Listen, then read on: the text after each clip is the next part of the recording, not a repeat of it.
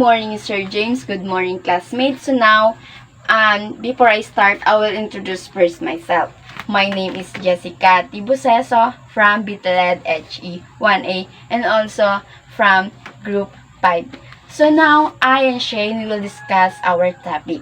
So why we need to protect the consumers movement? It's important to protect the consumers movements. It's because to protect their rights, if what the rights to choose, right to information, right to safety, and right to redress their product, and also right to informations. As the consumer is my rights nila. So now, our topic is all about the consumer movement. So when you hear the consumer movement, what is come to your mind? So now, the consumer movement consists of individuals or organizations that advocate for the rights and welfare of consumers, especially when those rights are violated by corporations and governments. So, means the consumer is like a group of people. They want to ensure that the product is safety, fair, and the business treats consumers well. So, di ba I said kanina is the consumer is and they have to rights to choose, the rights to informations, and the rights to redress the product, and also their rights to informations about the product. Consumers movement is may tayo na if kung ano yung mga gusto natin. And also, as the consumer movement is, if kung hindi na tama yung pag-assist or yung pagtrato sa seller sa consumer, so, that is the time na pwede natin sila i-reklamo or something. It depends pa din sa situation or the problem between the society or the owner and also the consumers. So now, Shane, we will discuss to you about the example of consumers movement. Good day everyone, I am Shane Custodio. So today, I give you an example of consumer movements. First, we have a protection consumer rights. To ensure that consumers are protected from unfair and deceitful practice and that their rights are respected and upheld. So, ito po yung protection consumer rights. For example, I give you an example. Like sa store, if sa cashier, kung magbayad tayo, tapos yung sukli po ibibigay nila na hindi sakto, tapos magsabi na lang sila ng candy, pwede po candy na lang. Hindi po tayo dapat mag-agree kasi as a consumer rights po natin na matanggap po yung ano yung dapat na sukli. So, yun po yung protection of consumer rights. Improvement of products quality. To promote production and sales high-quality products that meet consumer to needs and expectations. So, for example, dapat sa isang store, kung ano po yung price nila, for example, yung price nila mataas talaga, so dapat yung quality dapat mataas din po. Kasi for example, pabili tayo ng mahal, tapos yung gamit ay pang low quality lang. So, unfair po yun sa consumer po. Kasi tayo po, nabili tayo ng mahal kasi nag-expect po tayo ng high quality na isang gamit. So, hindi po yung dapat ganon.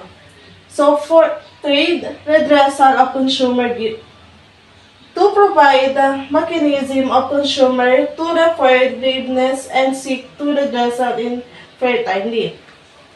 Ito naman po, for example, may binili po tayo ng isang gamit, tapos wala po talaga natin na-check na may sira ba or may gamit, may mali ba na sa isang gamit, tapos inuwi natin sa bahay. So, kasi wala man natin na-check, so pag uwi natin sa bahay, sira na yun na isang gamit, like for example, yung baso, may crack na. So, as a consumer rights po natin yun, isauli po, magsabi po tayo ng ganun, yung product nila, nagabenta sila na may sira. So, rights po yun natin, hindi po yun sila magsabi, hindi po tayo pwede magsoli kasi as a consumer rights po yun natin. Kasi nagbili po tayo, so dapat po yung product na maganda po yung ibibigay sa atin. So, promotion of informed consumption to educate consumer about their rights and responsibility, as well to provide them with the informed about the product services to make sure purchasing decision. Ito naman po yung promotion po. Like sa advertising po. Ito po siya nag-advertise kung ano po yung klase na product po. Example, magbili tayo sa isang gamit, nag-endorse po sila, nagsasabi po sila, eto ang gamit po ay isang maganda po, yung clothing, yung cotton, yung design. Eto po sila yung nag-promote. Para po yung mga consumer bibili po sa kanila. Like, advertising para po yung gamit po nila ma-introduce po sa mga tao. So now, I will discuss to you some of the goals of the consumers movement. There have a six goals of the consumers movement. First is protecting consumers' rights. So when you hear the protecting consumer rights, what is come to your mind? So bakit nga ba kailangan or importante yung pag-protect sa consumers? So now, the protecting consumer rights, it is important, lalo na hindi fair or hindi fair yung pag-assist or yung pagtrato ng sis lady or the owners dun sa store na yun. So, dapat lalo na hindi ma-fix yung mga problems na nangyari sa store na yun. So, that's the time na kailangan na maprotektahan yung consumers. So, may right yung consumers na maprotektahan sila, lalo na if kung hindi fair, if kung kasalanan naman ng may-ari or the sis lady. So, like for example, yung food is harmful yung food. So, lalo na if kung bad effect yun sa consumers or sa bumili. Lalo na if kailangan ito maprotektahan, lalo na physical yung na-affect dito. So, pwede mo ito ma-report sa FDA. So, FDA means is the one who control any harmful. Kasaya na dito yung food. Lalo na kung it's the time na kailangan mo i-report yung store if kung hindi na fix or hindi na hindi na fix yung problem sa nangyari about sa problem. So, as the consumer is hindi agad-agad or hindi agad-agad sa pag-report dun sa FDA if kung hindi naman valid yung reason. So, kailangan muna siguraduhin na valid yung reason mo or yung problems na pag-report mo dun sa store na yun. And also, if dun muna as the owner pa rin sa store, if kung may mangyari dun sa store, doon nangyari yung problem. So, as the owner, you have the rights to protect your consumers or yung sino bumibili doon sa'yo. Kasi, as the owner sa store na yun, ikaw yung may rights na protektahan yung mga consumers, lalo na hindi fair yung pag-assist or yung pagtrato ng mga sis lady mo doon sa store mo. So, that's why the protecting consumers' rights, it is important to us as the consumer. So, next is honest advertising. So, bakit nga ba kailangan to give information is fact or totoo yung mga information to give sa mga consumers. So, kailangan ito, when you advertising the information about the product or something, the items, kailangan to give to yung totoo na informations sa pagbibigay ng or details sa pagbibigay ng information sa consumer. Kasi lalo na if kung yung product is lalo na pagkain, so kailangan tama yung mga information or details na ina-advertising mo or sinasabi mo sa consumers. So like for example, I and Shane, I as a lady and Shane as a consumers. So if kung nag-advertisement ako or nag-give ako ng information sa consumer kay Shane, dapat totoo yun. Example, dito sa store namin is may 100% na discount sa lahat ng mga consumer or sa lahat na bumibili dito sa store namin. And also, may mga new product kami. So, dapat is you ensure na totoo yung mga information or details na binigay mo sa consumers. O lalo na sa tumingin or lalo na sa nakita nila na advertisements na yun yung details or information na binigay mo dun sa kanila. So that the consumers is mahikayat mo and also so that na babalik yung consumers or yung customers sa store ninyo. Kasi totoo yung mga information or your details na binigay nyo. If kung yung information na binigay nyo dun sa if kung hindi totoo or if fake yung information na binigay dun sa consumer, sa palagay nyo, babalik pa ba dun yung consumers? Lalo na pagkain yung binenta nyo. So, di ba hindi na? So, that's why dapat kailangan, so dito is maprotect yung papasok dito sa honest advertising is maprotect yung consumer rights, lalo na sa safety nila, so that kailangan natin to give true informations or details about our product. And so next is empowering consumers. So empowering consumers is may power tayo, di ba? Sabi ko kanina is we have the right to choose, we have the right to safety, and we have to right to ask the informations or the details about the product. We have the consumer is may power tayo to express or to choose our needs or wants. Hindi lang yung sis lady na siya ang mag-decide sa gusto mo. So, as the consumer is may power ka or may authority ka to do something or to do what do you want. And also may power ka lalo na hindi rights or hindi fair yung pag-assist or yung pagtrato ng owner or the store or sa sis lady sa'yo. So, may power ka na pwede mo sila if kung mali na yung ginagawa nila, if kung hindi ito ma-fix, pwede mo, may power ka to report sa store na yun. If kung hindi ma-fix yung problem, lalo na hindi sakto yung pagtrato ng sa lady or sa store na yun. So, as the consumer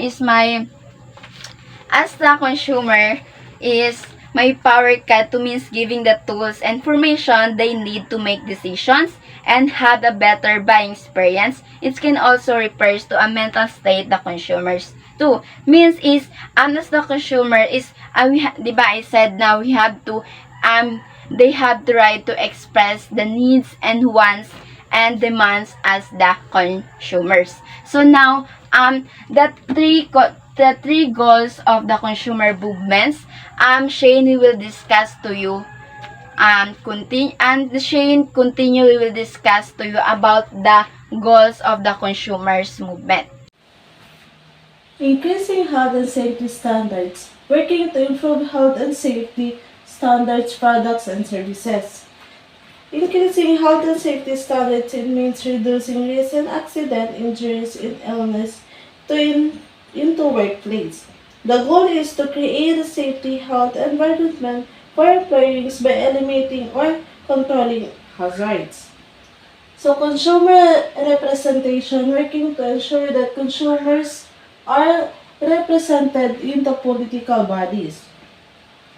A consumer represented in a member of government professionally body introduced by non-government organization committee who voices consumer perspective and takes to decision-making process on behalf of consumers. So this person is nominated by the accountable or two consumers organizations. So changing the marketplace, working to rewrite the rules and marketplace. Changing marketplace to refers to shifting condition on a business environment where two new opportunities and challenges for the companies and consumer. These changes can be caused by a number of factors for this changing marketplace. Good morning, everyone. Good morning, Sir James. So, I'm Ezra Micah S. Guerrero. So, I'm going to discuss about the standardization mark. So, a standardization mark is a symbol or mark given to a product that meets certain quality standards. So, these standards can include the materials used, manufacturing methods, packaging, and performance. So, the standardization marks the purpose of standardization mark is to ensure the welfare of the consumer and also serve as the consumer guides and assurance what they purchase are certified quality and safety product conforming to the relevant Philippine national standards or certified by the BPS or Bureau Philippine Standards. So these are the example of standardization marks. So this is PC mark or Philippine Standard Mark. So this is usually for the local manufacturer. So this is ICC mark or Import Commodity Clearance Mark. So this usually used for the import manufacturer. So for example, we're going to purchase an outlet. So before we're going to purchase an outlet, dapat i-make sure muna natin na may standardization mark siya. Katulad nito, may standardization mark siya, ibig sabihin, dumaan siya sa tamang proseso. If wala naman siyang standardization mark, ibig sabihin is binenta lang siya or hindi siya dumaan sa BPS or Bureau Philippine Standards. So, maari ang voltage limit na ito is hindi siya accurate, or pwede masira lang ito kagad, or worst scenario pa is pwede itong sumabog. Another example, yung sa mga mini fan na nabibili natin sa sidewalk, dapat before natin yung bibilhin, dapat i-make sure muna natin na may standardization mark siya. Kasi maari ito maging dulot ng kahit na malalang scenario. So that's all for my report. Thank you for listening. Good morning, everyone. Good morning, Sir James. My name is Nizal P. De La Cruz, and my topic is all about advertisement. So you must heard or seen about many advertisements on social media, TV, radio, and even newspapers, right? So advertisement is a paid promotional communication that attempts to induce consumers to purchase a product. So what is the purpose of advertisement? So the purpose of an advertisement is to inform the consumers about the availability, the use, and the special features of a product. So a good advertisement should give you correct information about a product and not to mislead you. So some advertisement persuade you to buy things that you may not need, right? So you as a conscious and alert consumers, you should judge a product by actually examining it and not on a basis of its advertisement alone. So diba, you as a consumers, you need to background research or about a product, if effective pa to, if healthy pa to, so that hindi makaka-affect yung health mo. So hindi mo lang siya i-base sa advertisement kung parang ang ganda lang mag-advertise. So, you need to research or background research. So, we have here types of advertisement. Social media advertising, the print advertising, broadcast, direct mail advertising, and mobile advertising. Media advertising. So, it is the brand use social media platforms like Facebook, Twitter, Instagram, TikTok, and many more to communicate with customers and to promote products. So, di ba, we are in a new generations. Parang nabubuhay na tayo lahat sa social media platforms. Lahat na may mga social media accounts, especially the consumers. So, this strategy will help you and will easily communicate to promote your products with your customers. And second is print advertising. So, this print advertising. It is one of the oldest form of marketing, like for example, ang newspaper and magazine. So parang hindi na to talaga siya useful now, not unlike before, kasi wala pa naman mga social media accounts or wala pang mga social media platforms. The next is broadcast advertising. So it is utensils mass media platforms such as TV, radio stations to connect with your customers.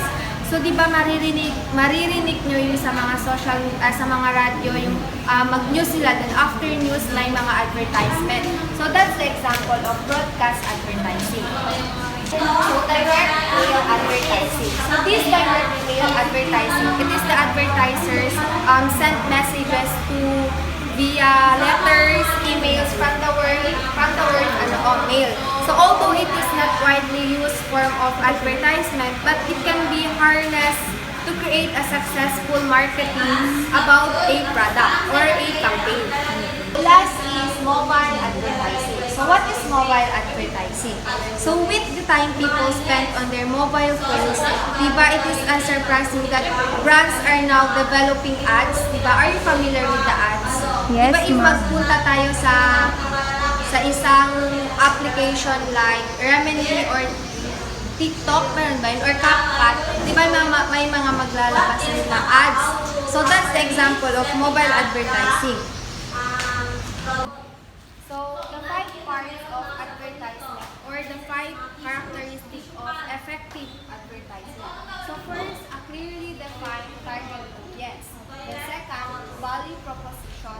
Then quality content and design, the call to action or CTA, and the follow-up. Then now we are going to proceed in sales talk. So what is sales talk? So a way of talking that is intended to persuade you to buy something. So sales talk, knowing how to speak correctly in public ad and above all with customers. Like for example, makikita natin yung sa town, may mga sa sidewalks, like sa SIM card. So parang nagsa-sale talk sila about kung ano ba yung klaseng SIM card, ganun. Tapos may makikita tayo ng mga group of people na nagsa-sales talk about their product. So how to start a sales conversation? So first, prepare for the call. Then second, introduce yourself. Share your credentials. Personalize your report. State the value and worth. So, syempre, first talagang step or how to start a sales conversation is prepare for the call. Then you need to background research about kung sino yung tatawagan mo para may mga information na kayo. Then second, introduce yourself. Of course, diba, pag sa phone call, you need to introduce yourself. Parang short, credentials na about yourself. Then dito na, then share your credentials. Then personalize your report, state the value, and convert. So what not to do during a sales conversation? So ito na yung mga hindi dapat gawin during kung nagsa-sales talk kayo or nagsa-sales conversation. Don't recite from a script. Don't ask yes or no questions. Never start with a sales pitch, and don't lie or exaggerate. So that's all. Thank you. Hi everyone, my name is Narprida A. Puntan and I'm about to discuss my topic about life and death of a product. So, it begins with an exciting introduction full of marketing and anticipation. If successfully, it enters a period of growth with sales soaring. Eventually, if it reaches maturity, a stable basis where sales plateau but competition intensifies. So decline sets in a sales falls as newer, better alternatives emerge or consumer test shift. So introduction, the product life cycle stage, developing a market strategy usually through investment in advertising and marketing to make consumers aware of the product and benefit. This stage can take time to move through depending on the complexity of the product, how new and innovative it is, how it suits customer needs, whether there is any competition on the marketplace. For introduction, sample. Imagine a brand new product like a shiny new phone just hitting the market. This is the introduction stage. It is exciting with lots of buzz and marketing to get people interested. So, growth, the steady growth of the market introduction and development stage now turn into a sharp upturn as the product take off. Branding become important to maintain your position in the marketplace. Product pricing and availability in market become important factor to continue sales of the increasing competition.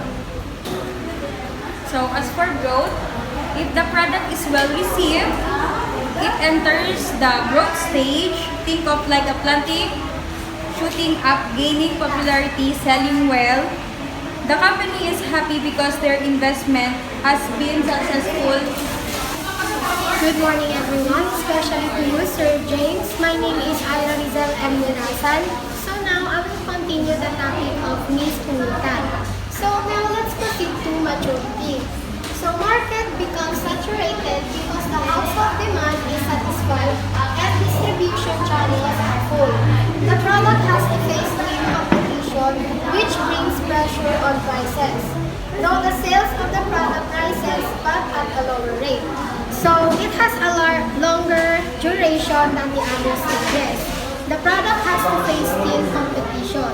Here the product needs to increase their advertisement or sales promotion. So sa product na ito is yung companies gumagawa na sila ng mga advertisement or sales promotion to increase their sales. And now let's proceed to decline stage. So this is the final stage. Sooner or later, actual sales begin to fall under the impact of new product competition and changing consumer behavior. The sales and profits fall down sharply and the promotional expenditure has to be cut down drastically. So this is the final stage. Sales begin to fall and the product is gradually replaced by new innovation. So sa stage na to is may na-invento ng ibang product na mas advantage pa sa isang products. Kaya, ginagawa nila is nag-promote din sila ng mga advertisement para mas ma-increase ang kanilang product. Like for example, sa cassette tapes or CDs. Diba? So ngayon hindi na uso yung mga CDs na yun kasi yung mga tao is more on ginagamit na nila yung mga Wi-Fi or Netflix. So that's the end of my topic. Thank you.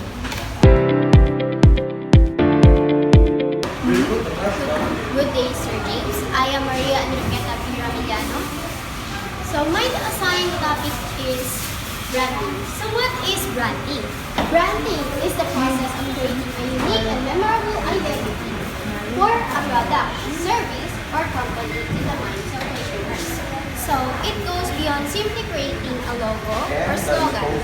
It involves shaping perceptions, building relationships, and establishing a distinct personality that resonates with the target audience. So, here are the key elements of branding. So, first is name and logo. A name and logo should be memorable, relevant, and appealing to the consumer. So, and second, slogan. A catchy phrase that contains the brand's essence and value. And value and proposition. So third is brand value. Should be authentic and resonate with the target audience. And lastly, brand personality. This incorporates trustworthy personality. So I would like to give an example of successful branding. First is Apple. Apple known for its sleek design, user-friendly products, and innovative technology. Apple has built a strong brand image based on simplicity, elegance, and premium quality. And second, Nike. The iconic swoosh logo and "Just Do It" slogan embody Nike's brand values of athleticism, determination, and empowerment. Third is Disney.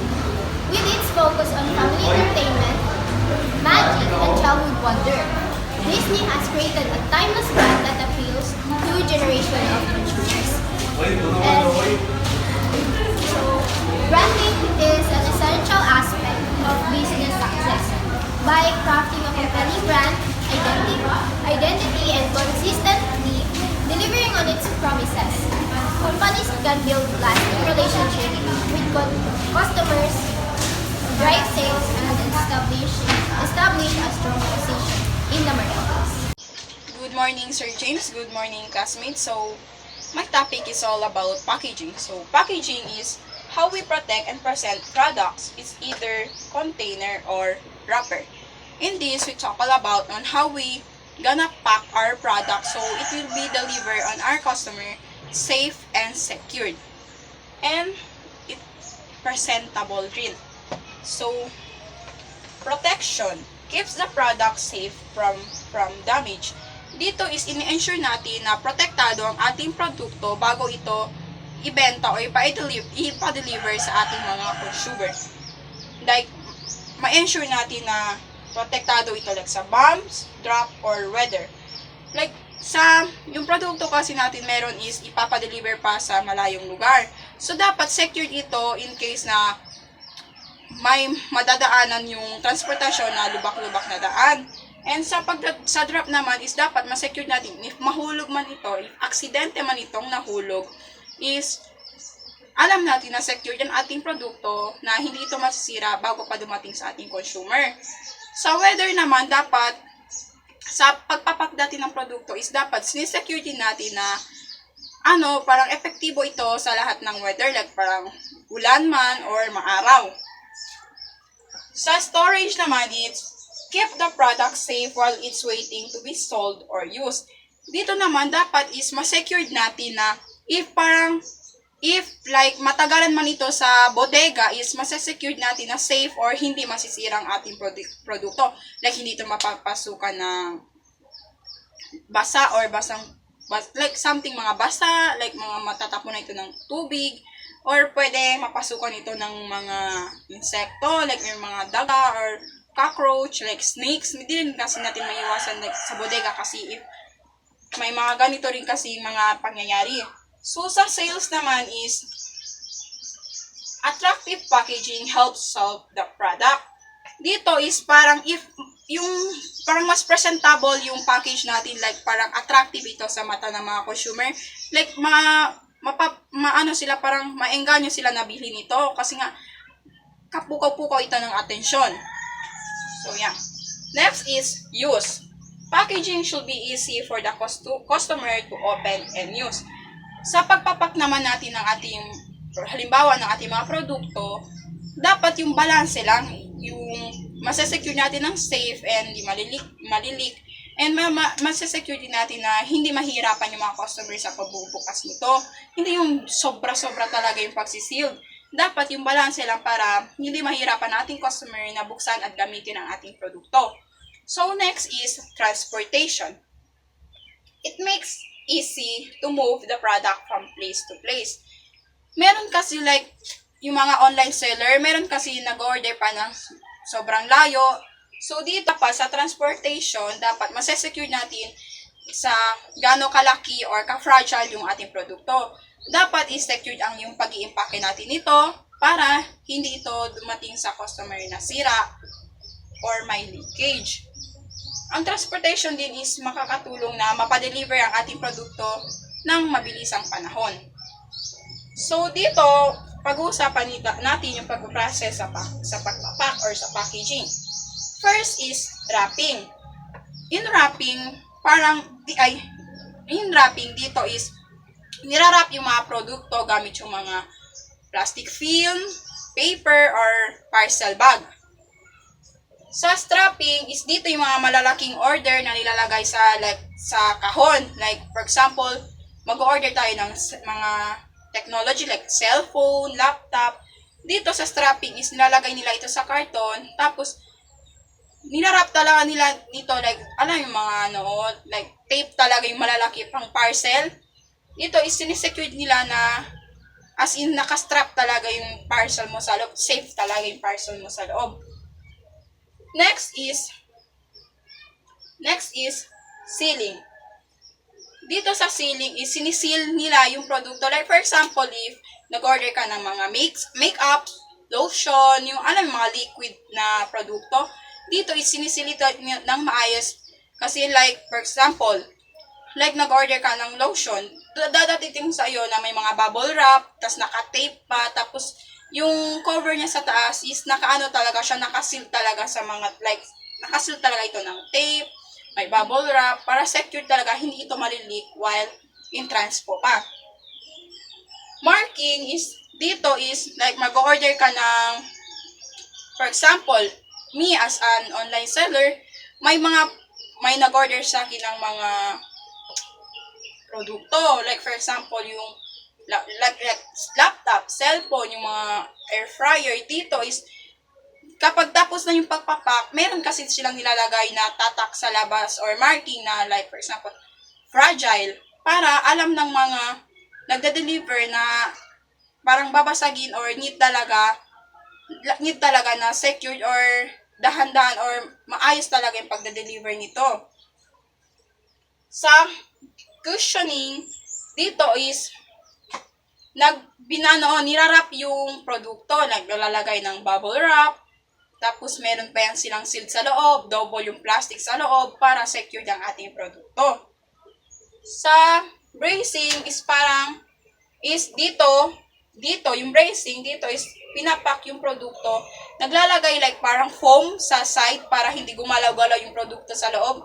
Like for example, nag-order ka ng mag-makeups from overseas, pag open mo ng package, is parang nasa loob siya ng bubble wrap. Yung yung malaking bubble wrap.